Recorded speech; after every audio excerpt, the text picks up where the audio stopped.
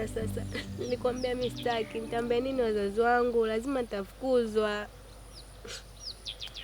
Usijali mpenzi. Mimi nitafanya kila linalowezekana ili usifukuzwe. Lipi utakalofanya? Tumbo lazima litaonekana. Sasa hivi hata mazoezi siwezi fanya tena, lazima nitashtukiwa. Usijali. Futa machozi kwanza. Na turudi kambini. Nimesikia filimbi.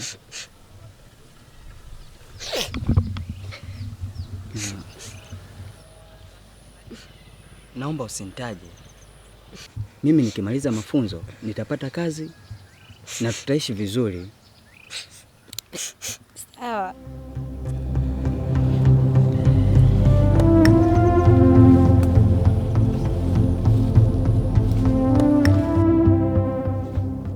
Ndoto yangu tangu nikiwa shule ya msingi nilitamani kuwa askari. Ona sasa ndoto yangu imeishia hapa. Wazazi wangu walijitahidi wawezavyo kukamilisha ndoto yangu. Hata niliposhindwa kumaliza sekondari, bado wamenitafutia nafasi hii. Nitaweka wapi uso wangu mimi? Kweli mafunzo hapa ni magumu. Uvivu wangu ndio umeniponza kuruhusu kusaidiwa majukumu yangu. Ona nakutana na jukumu gumu zaidi.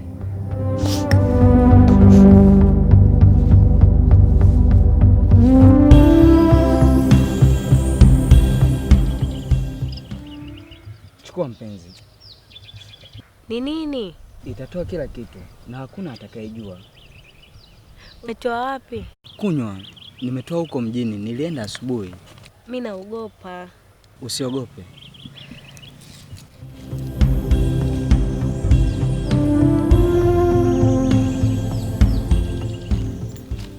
Basi ndio ikawa hivyo.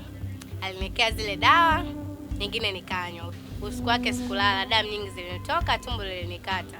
Kila mtu akajua. Taarifa zikamfikia macho na akaja kunichukua kunipeleka zahanati kupata huduma. Nilisafishwa vizuri, nikapewa dawa za kutumia, kikubwa nilipewa ushauri mzuri. Kesho yake nikarudishwa nyumbani. Niliumia sana. Wazazi wangu waliumia sana.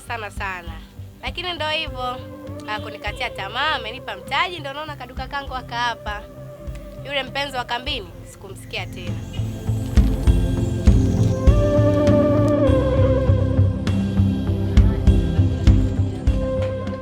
Kiukweli ningekuwa na elimu ya afya ya uzazi, ningeenda kufanya njia ya uzazi wa mpango kujiweka salama.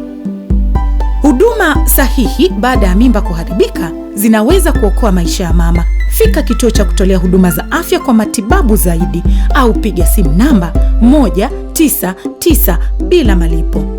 Ujumbe huu unaletwa kwako na Wizara ya Afya kwa kushirikiana na Umati Tanzania na kufadhiliwa na Gatmacha Institute.